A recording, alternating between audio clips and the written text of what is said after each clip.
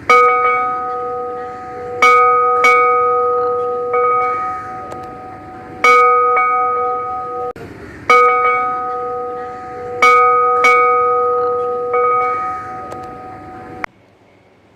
குமாரன், பரிசுத்த ஆவியின் நாமத்தினாலே ஆமென். உங்களை மீண்டும் ஒரு முறை இந்த வழிபாட்டினூடாக சந்திப்பதில் நான் மகிழ்ச்சி அடைகின்றேன்.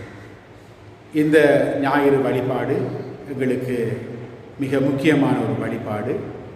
ஏனென்றால் இது திருத்துவ ஞாயிறு.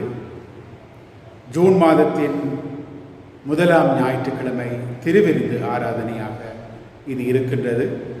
அவ்வாறே உலக சுற்றாடல் தினமாகவும் உலக சுற்றாடல் ஞாயிறாகவும் இன்றைய தினத்தை நாங்கள் நினைவு கூற கடமைப்பட்டிருக்கின்றோம். ஆகவே நாங்கள் இந்த நாட்களிலே நமது திருச்சபையில் கூட முடியாவிட்டாலும் கடவுள் எங்களோடு கூட இருக்கின்றார் என்பதை நாம் மனதில் வைத்துக் கொள்ள வேண்டும். இன்றைய ஞாயிற்றுக்கிழமையிலே இருந்து இனி ஒவ்வொரு ஞாயிற்றுக்கிழமைகளிலும் நமது திருச்சபை, நமது ஆலயம் காலை 8 மணியிலிருந்து 10 மணி மட்டும் திறந்து வைக்கப்படும். அவ்வாறே பின்னேரம் 5 மணியிலிருந்து 6 மணி மட்டும் திறந்து வைக்கப்படும். நீங்கள் விரும்பியவர்கள் தனியாகவோ குடும்பமாகவோ வந்து இந்த ஆலயத்தில் வந்து நீங்கள் ஜெபிக்கலாம். திருத்துவ கடவுள் எங்களோடு கூட இருக்கின்றபடியினால் அவர் எங்களோடும், அவர் படைத்த இந்த உலகத்தோடும், அவர் எல்லாம் வல்ல கடவுளாக, எல்லா இடத்திலும் இருக்கின்ற கடவுளாக, எல்லாம் அறிந்த கடவுளாக இருக்கின்றார். ஆகவே இந்த பின்னணியிலே ஒரு சங்கீதக்காரன் கூறுகின்ற வார்த்தையை நாம் கேட்போம். 46ஆம் சங்கீதத்திலே இருந்து சில வார்த்தைகளுக்கு நாங்கள் செவி கொடுப்போம். சங்கீதம் 46 வசனங்கள் 1 தொடக்கம் 3 வரை. தேவன் நமக்கு அடைக்கலமும் பெலனும் ஆபத்து காலத்தில் அனுகூலமான துணையுமானவர். ஆகையால் பூமி நிலை மாறினாலும் மலைகள் நடுச்சமுத்திரத்தில் சாய்ந்து போனாலும் அதன் ஜலங்கள் கொந்தளித்து பொங்கி அதன் பெருக்கினால் பர்வதங்கள் அதிர்ந்தாலும் நாம் பயப்படும். ஆமென். ஜெபம் செய்வோமாக. எங்களில் இரக்கமாக இருக்கின்ற எங்கள் நல்ல ஆண்டவரே, இந்த உலகத்தை நீர் உருவாக்கி அது நல்லது என்று கண்டீர். அவற்றின் நிலைகள் குலைந்து போகின்ற போது நாம் ஒன்றுக்கும் பயப்படாதவர்களாக உமது பலத்திலும் உமது தைரியத்திலும் நாம் இருக்கின்றோம் என்று சங்கீதக்காரன் எங்களுக்கு கூறி வைத்திருக்கின்றார். தேவரே, நீர் எங்களை படைத்து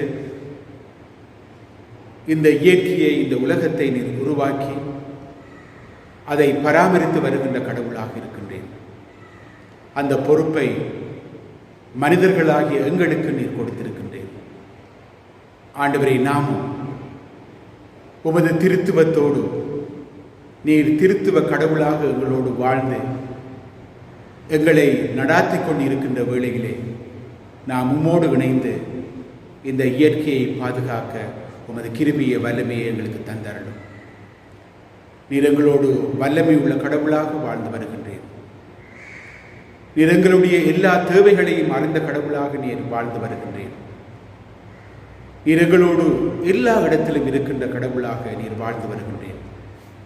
நமது வாழ்வின் சூழலிலே, நமது வாழ்க்கையின் கஷ்டங்களிலே, வாழ்வின் சோதனைகளிலே நீர் எங்களுக்கு அனுகூலமான தெய்வமாக இருக்கின்றேன். நீர் அப்படியான கிருபையை, அந்த அன்பை எங்கள் மீது வைத்ததற்காக உமக்கு நாம் நன்றி செலுத்துகின்றோம். தொடர்ந்துமாக உமது கிருபை வழிநடத்த எங்களுக்கு நிறைவாக கிடைக்கட்டும். இயேசு கிறிஸ்துவின் நாமத்தில் ஆமென். இன்றைய நாளிலே எமது சபையின் மாஸ்டர் விபுலானந்தமூர்த்தி அண்ணா அவர்கள் எமது பாடல்களை வைத்து ஒரு புதிய படைப்பை இன்று தர விரும்புகின்றார். இந்த கர்ஃப்யூ, லாக்டவுன் எல்லாம் முடிந்ததன் பின்பு இந்த பாடல்களை அவர் அழைத்து இந்த ஆராதனையை ஒரு சிறப்பான பாடலை தர வேண்டும் என்று அவர் விரும்பினார். அதற்காக அவர் நிறைய முயற்சி எடுத்தார். இந்த முயற்சியில் பங்கு பெற்றிய பாடகர் குழுவுக்கு, அவருடைய குடும்பங்களுக்கு, பெற்றாருக்கும் எமது நன்றிகளை நாங்கள் தெரிவித்துக் கொள்கின்றோம். பெற்றார் உங்களது பிள்ளைகளை நீங்கள் அனுப்பினீர்கள். ஆகவே நாங்கள் சோஷியல் டிஸ்டன்ஸையும் நாங்கள் மெயின்டைன் பண்ணி இந்த பாடலை நாங்கள் எடுத்திருக்கின்றோம். இதற்கு நிறைய நேரங்கள் செலவானது, நிறைய முயற்சிகள் அங்கே எடுக்கப்பட்டது. ஆகவே இந்த பாடலை நாங்கள் கேட்டு மகிழ்வோம். திருவாளர் விபுலானந்தமூர்த்தி அவர்களுக்கும், அவருக்கு பின்னால் இசை அமைத்து இதை எடிட் பண்ணுகின்ற வாலிபர்களுக்கும், பாடல்களுக்கும் சபையின் சார்பிலே எனது நன்றியை தெரிவித்துக் கொள்கிறேன்.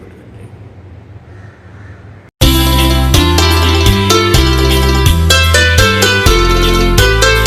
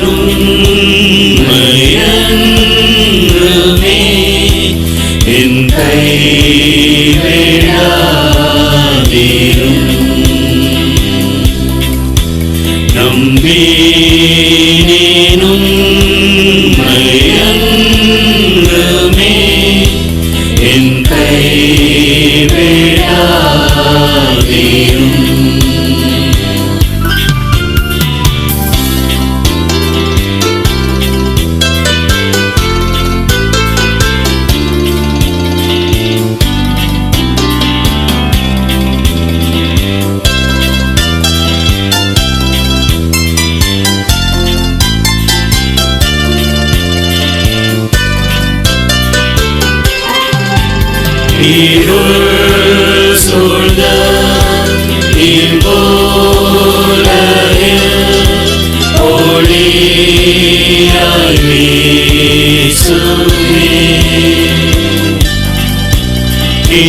கிருபையின் நாட்களை நான் ஏற்றிடத் தாருமே. நான் செய்திடும் தொழிலும் உம் தயை வேண்டுமே. உம்மை விட்டு செல்வயிலும் என்னை கூட்டி சேரும். நான் பாவிதான் என்றாரேன், ஆயினும் சேர்ந்தேனும். எல்லாம் நல்ல தேவன் நீரே, என் கைவிடாதேயும்.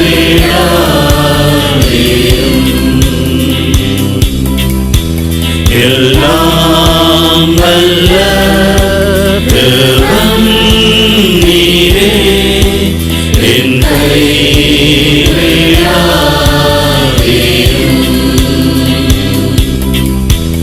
என் கைவிடாதேயும்.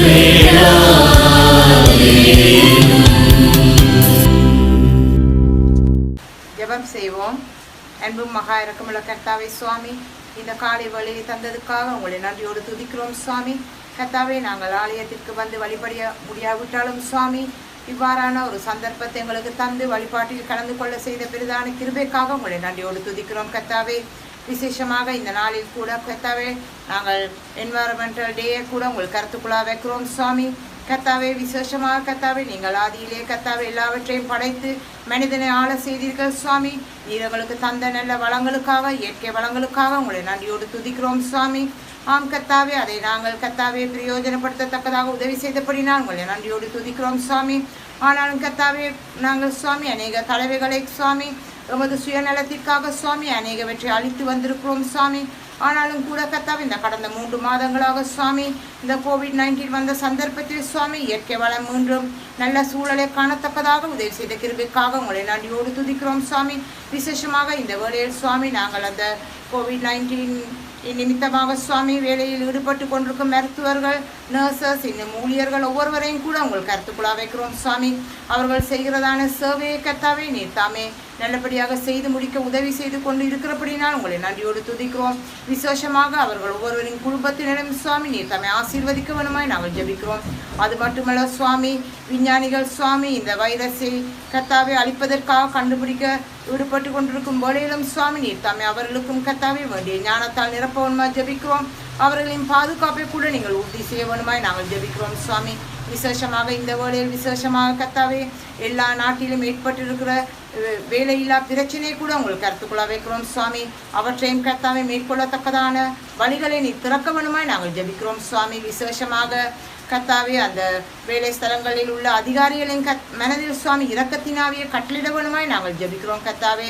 விசேஷமாக கூடிய விரைவில் சுவாமி இந்த நிலை மாறவும் கர்த்தாவே ஒவ்வொருவரின் குடும்பத்தினரும் சுவாமி பொருளாதார நிலையில் பாதிக்கப்படாத வண்ணம் நீங்கள் காத்துக்கொள்ள வேணுமாய் நாங்கள் ஜெபிக்கிறோம்.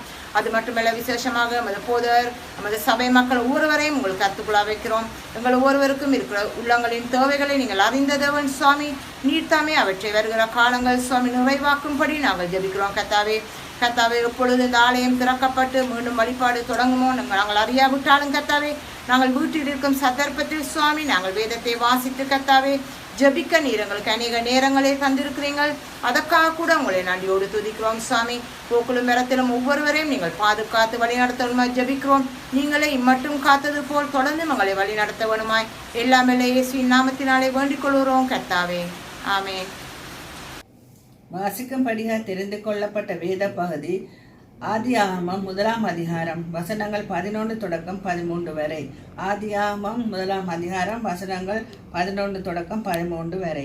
அப்பொழுது தேவன் பூமியானது புல்லையும் விதையை பிறப்பிக்கும் பூண்டுகளையும் பூமியின் மேல் தங்களில் தங்கள் விதையை உடைய கனிகளை தங்கள் தங்கள் ஜாதியின்படியே கொடுக்கும் கனி விருட்சங்களையும் முளைப்பிக்க கடவுது என்றார். அது அப்படியே ஆயிற்று. பூமியானது புல்லையும் தங்கள் தங்கள் ஜாதியின்படியே விதையை பிறப்பிக்கும் பூண்டுகளையும் தங்கள் தங்கள் ஜாதியின்படியே தங்கள் தங்கள் விதையை உடைய கனிகளை கொடுக்கும் விருட்சங்களையும் முளைப்பித்தது. தேவன் அது நல்லதென்று கண்டார். கர்த்தருடைய வார்த்தைக்குள்ளாக நாம் கடந்து செல்வோம். நான் ஏற்கனவே கூறியது போல இன்றைய ஞாயிறு திருவிருந்து ஆராதனை, உலக சுற்றாடல் ஞாயிறு, திருத்துவ ஞாயிறு, இவை அனைத்தையும் நாங்கள் ஒன்று சேர்த்து ஒரு தலைப்பின் கீழே கடவுளுடைய செய்தியை நான் கூற விரும்புகின்றேன். கடவுளுக்கு முதல் இடம் கொடுங்கள். திருவிருந்து ஆராதனையாக இருந்தால் என்ன, என்வாயன்மெண்ட் சண்டேயாக இருந்தால் என்ன, திருத்துவ ஞாயிறாக இருந்தால் என்ன, நாம் வாழுகின்ற இந்த சூழலிலும் நமக்கு கிடைக்க இருக்கின்ற எதிர்காலத்திலும் நாம் கடவுளுக்கு முதலிடம் கொடுத்தவர்களாக நாம் வாழ வேண்டும். ஒரு 2-3 உதாரணங்களை நான் சொல்ல விரும்புகின்றேன். நான் ஒரு திருச்சபையிலே ஊழியம் செய்து கொண்டு இருந்த போது அந்த இடத்துல இருந்து கொழும்பு நகருக்கு வந்திருந்தேன். எங்களுடைய ஸ்டாஃபோடு வந்திருந்தேன். அங்கே நாங்கள் கிட்டத்தட்ட 250 குடைகள் வாங்க வேண்டும். 12 மணிக்கு ஒரு முஸ்லீம் கடைக்குள் சென்றிருந்தோம். நாங்கள் 250 குடைகள் வாங்க வேண்டும், இதை தருவீர்களா என்று கேட்டபோது அவர்கள் கூறிய வார்த்தை, எங்களுக்கு மொஸ்குக்கு போவதற்கு இது டைம், இப்போது நாங்கள் ஒன்றும் செய்ய மாட்டோம், நாங்கள் மொஸ்கு போய் வந்ததின் பின்பு உங்களுக்கு குடையை தருகின்றோம் என்று அந்த பிஸ்னஸை அப்படியே க்ளோஸ் பண்ணிவிட்டு அப்படியே ஸ்டாப் பண்ணிவிட்டு அவர்கள் அவருடைய கடவுளை தொழுது கொள்வதற்கு சென்றார்கள். இன்னும் ஒரு உதாரணம் இருக்கின்றது. எனது திருச்சபையை சேர்ந்த ஒரு கிறிஸ்தவர் அவருடைய கடையில் வேலை செய்வதற்காக ஒரு கிறிஸ்தவ வாலிபனை கண்டுபிடித்து தரும்படி கூறினார். நான் வாலிபர்களிடத்திலே கேட்டபோது அவர்கள் கேட்டார்கள், ஐயா ஞாயிற்றுக்கிழமை கோயிலுக்கு போகலாமா என்று கேட்டார்கள். நான் கூறினேன், இந்த கடையிலே ஞாயிற்றுக்கிழமையில் தான் நிறைய பிஸ்னஸ் நடக்கின்றபடியினால் நீங்கள் ஞாயிற்றுக்கிழமை கோயிலுக்கு போக முடியாது, உங்களுக்கு விருப்பமா என்று கேட்டேன். நிறைய வாலிபர்களை கேட்டபோது அவர்கள் கூறினார்கள், இல்லை ஐயா, நாங்கள் ஆலயத்துக்கு போக வேண்டும், ஆகவே அந்த வேலை எங்களுக்கு சரி வராது என்று கூறினார்கள். கடவுளுக்கு முதலிடம் கொடுப்பது மிக மிக முக்கியமாக இருக்கின்றது. ஆகவேதான் எங்களுடைய குடும்பங்களிலே நாங்கள் காலையில் எழுந்தவுடன் நாங்கள் ஜெபம் செய்கின்றோம். கடவுளுக்கு அந்த நாளை கொடுத்து எங்களுடைய திட்டங்களை கடவுள் முன்னால் வைத்து நாங்கள் ஜெபம் செய்கின்றோம். ஆகவே கடவுளுக்கு முதலிடம் கொடுப்பது மிக மிக முக்கியமாக இருக்கின்றது. ஏன் நாம் இவ்வாறு முக்கியத்துவத்தை கொடுக்க வேண்டும் என்று சொன்னால், யாத்திராகமம் 20ஆம் அதிகாரம் அதிலே 10 கட்டளை கொடுக்கப்பட்டிருக்கின்றது. 20ஆம் அதிகாரத்திலே 3ஆம் வசனம் இவ்வாறு கூறுகின்றது, என்னை அன்றி உனக்கு வேறே தேவர்கள் உண்டாயிருக்க வேண்டாம். கடவுளுடைய இடத்திற்கு கடவுள் இல்லாமல் இந்த உலகத்திலே கடவுளுடைய இடத்தை எந்த காரியங்களும் எடுத்துக்கொள்ளக்கூடாது. அவருக்கு நாங்கள் முதலிடம் கொடுக்க வேண்டும் என்று 10 கட்டளையிலேயே எங்களுக்கு முதலாவதாக கூறப்பட்டிருக்கின்றது. நாம் பல வேளைகளிலே எங்களுடைய சக்திகளிலே, எங்களுடைய பலத்திலே, எங்களுடைய ஞானத்திலே நிறைய காலங்களை நேரங்களை செலவழிப்போம், அவற்றுக்கு நாங்கள் முக்கியத்துவத்தை கொடுப்போம். கடவுளுக்கு கொடுக்க வேண்டிய இடத்தை கொடுப்பதற்கு நாங்கள் மறந்து விடுகின்றோம். பல வேளைகளிலே எங்களுடைய பிரச்சனைகள், எங்களுடைய படிப்புகள், எங்களுடைய ப்ரமோஷன்ஸ், எங்களுடைய எதிர்காலத்து சிந்தனைகள் முதலிடத்தை வகிக்கின்றது. ஆகவே கடவுளுக்கு கொடுக்க வேண்டிய இடத்தை நாங்கள் கொடுக்காமல் இருக்கின்றோம். இரண்டாவதாக நாம் இன்னொரு திருமறை பகுதியை பார்ப்போம். ஏன் நாம் கடவுளுக்கு முக்கியத்துவத்தை கொடுக்க வேண்டும் என்று நீதிமொழிகள், சாலமோனுடைய நீதிமொழிகள் 3ஆம் அதிகாரம் 5ஆம் 6ஆம் வசனங்களை நாங்கள் வாசித்து பார்ப்போம். உன் சுய புத்தியின் மேல் சாயாமல் உன் முழு இருதயத்தோடும் கர்த்தரில் நம்பிக்கையாயிருந்து உன் வழிகளிலெல்லாம் அவரை நினைத்துக்கொள். அப்பொழுது அவர் உன் பாதைகளை செவ்வைப்படுத்துவார். கடவுள் பாதைகளை செவ்வைப்படுத்துகின்றபடியினால் நாம் கடவுளுக்கு கொடுக்க வேண்டிய முதலிடத்தை ஒவ்வொருவரும் கொடுக்க வேண்டியவர்களாக இருக்கின்றோம்.